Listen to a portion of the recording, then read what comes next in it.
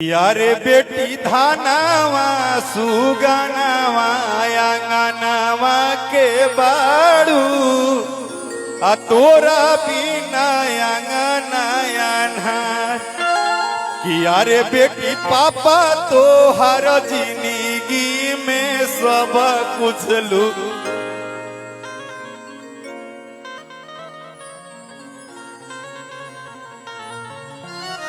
हम नहीं गा पाएंगे भैया, माइक धरिया।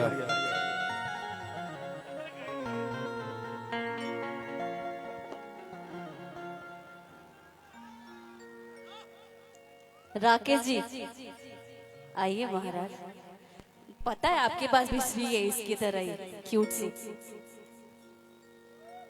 आगे हम बढ़ाएं कुछ कि हम चुप रहे हैं? हाँ मुझे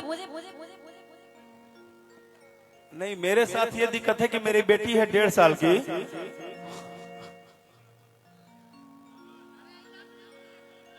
और मैं जब 25 दिन 30 दिन प्रोग्राम करके उसके बाद आता हूँ तो रोने लगता हूँ कि उसको टाइम नहीं दे पाता हूँ। और वो गोद में आके कहती है पापा कि यारे बेटी दुनिया में तुहरा ना सिवा कुछ मिले, तू ही बाड़ू पापा के आधार। अरे बेटी तुहरा ना सिवा कुछ दुनिया में मिले, तू ही बाड़ू पापा के आधार। कि बेटिया के पासी पोली बड़ा हम कईनी आ ससुरा के लागल बा कतार। कि अरे बेटी माड़ावा में पापा जी तो यसुआ। मैं भी बेटी का अपनी शादी करूंगा ना बॉस, मेरी भी बेटी है, मैं कलाकार हूं तो क्या हुआ, मैं दुनिया का भगवान थोड़े हूं। यहाँ एक बेटी बैठी है, इसकी भी शादी होगी, वो भी बेटी है, सबकी शादी होगी। लेकिन मैं रोया एक बात से कि यहाँ से एक बाप पालता है और पूरा पाल के किसी दूसरे दुनिया को दे देता है अपने बेटी को।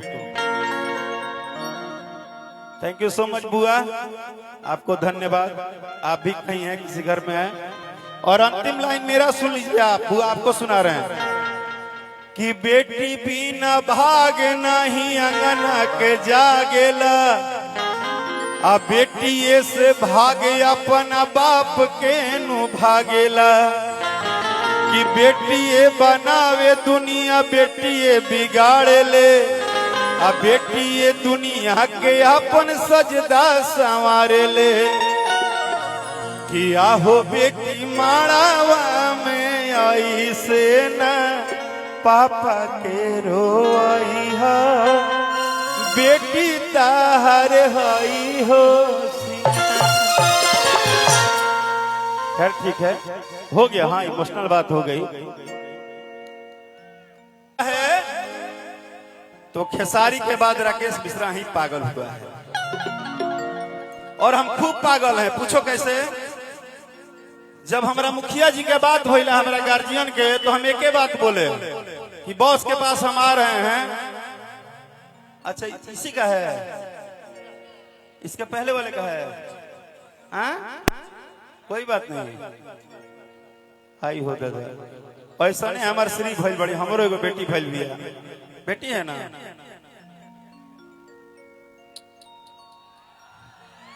अरे पगला, इस दुनिया में सुनो, इस दुनिया में आज के डेट में इंडिया में सबसे टॉपर आईएएस कौन है? बेटी है। सबसे टॉपर आईपीएस कौन है? बेटी है। सबसे ज्यादा सीबीएसई का रिजल्ट किसका है? बेटी है। सबसे ज्यादा दुनिया में नाम कौन कमा रहा है? बेटी है। और पाकिस्तान की मां की आंख किया है कौन है? बस। अच्छा भैया माफी चाहते हैं क्यों हम रखी सी आई, हम थोड़ा हैं, हम तो 2020 वाले हैं। और मेरा भाई खड़ा है, मेरा बहुत प्यारा भाई है वो विकास भैया। चले गए क्या छोटू भाई? वीरप्पन जी नहीं दिख रहे, कहाँ हैं? अच्छा ठीक है, उनको बुला लो। कि जल्दी से आई रौरा, आई रौरा, जल्दी से आई रौरा, देर ना लगाई रौरा, माता तो महेश जी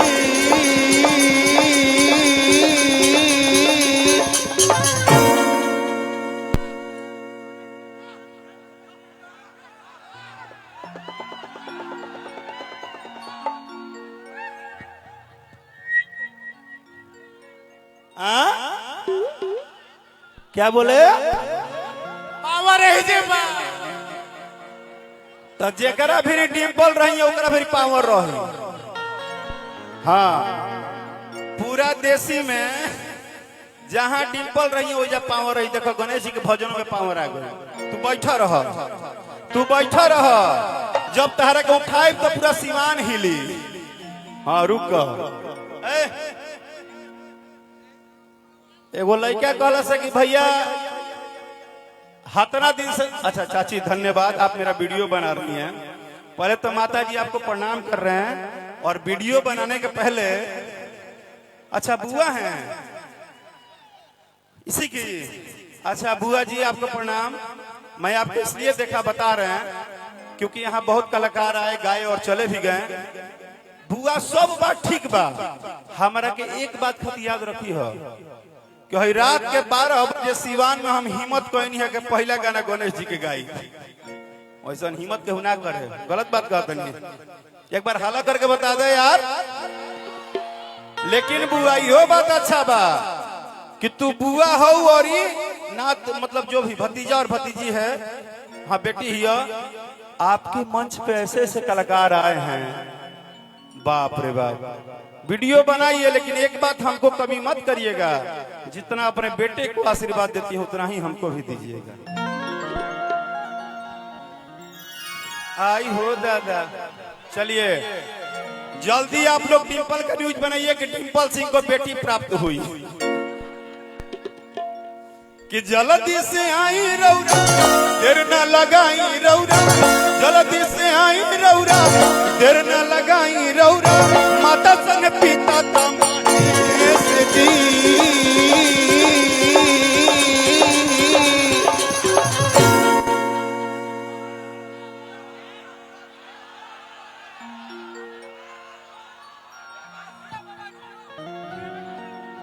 कौन बोला ये लाइन? जियो बाबा जियो। सब लोग बोलता जियो बाबा जियो। हमको एक बात अच्छा लगा, 12 बजे रात के बाबू साहब के कहते हैं कि जियो बाबा जियो भक्ति गाना पर। हमारा के अगर खेसारी रहते तो ना जीते विकास सिंह अपन स्टेज से।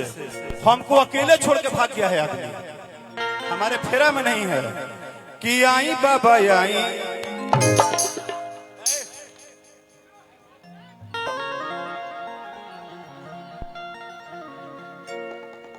एक बात जान लेना भाई, 22 साल की संगीत की मेहनत है। हर संगीत और हर सुर को बहुत प्यार करता हूं।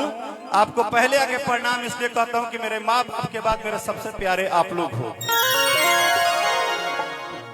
और हाँ, अगर ये लाइन मैं गाऊंगा तो मेरा एक और ख्वाहिश है, अगर बुरा लगे अच्छा लगे, जिसको जो बड़ा छोटा बैठा हो, सबको हो सकता है कि बहुत बड़े होंगे छोटे होंगे, पैसा होगा रुपया होगा। मेरा एक बात मानना होगा, एक बार दोनों हाथ आप लोग उठा लीजिए। अगर आप लोग उस बच्चे को आशीर्वाद देने आए हैं तो, अगर आप लोग एंजॉय करने आए हैं तो मत उठाइएगा। फुआ जी आप ही मोबाइल छोड़िए, आप ही हाथ उठाइए दोनों। हाँ सब लोग दोनों हाथ पूरा उठेगा, आप ही उठाइए साहब, आप ही उठाइए, आपको देख रहे हैं हम। हाँ पूरा उठाइए, मोबाइल छोड़िए, सब लोग उठाइए, सब लोग उठाइए। जिनके पास दो हाथ है उठा लीजिएगा भाई मेरे, और उस बच्चे को यही आशीर्वाद दीजिएगा ताली बजा के। क्या कि आई बाबा आई आई, कि आई बाबा आई आई, आई बाबा आई आई, आई ये गणेश जी।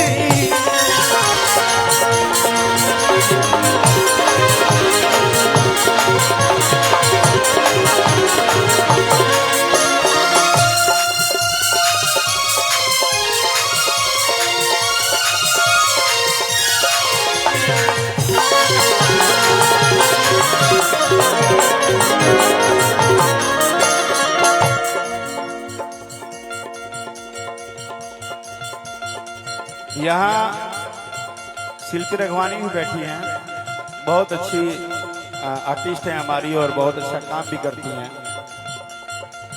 लेकिन एक लाइन है,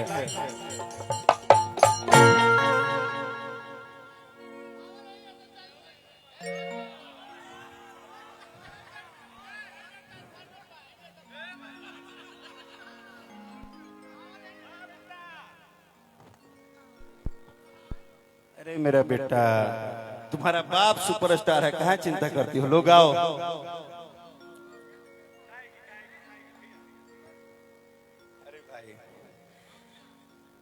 कि जानते नु बानी बाबा, अरे हमारो लाचारी।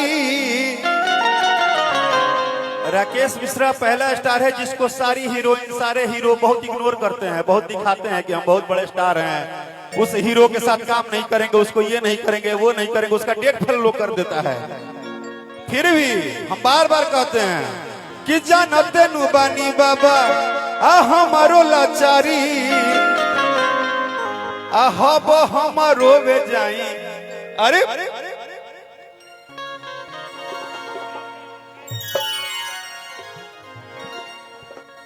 चलो बेटा, मैं सौभाग्यशाली हूं कि तुमको अपने गोद में लिया। अच्छा सब ले ले तोरे हा, ले आजा ना, बाप रे बाप, ले लो ले लो, अब गाई ना।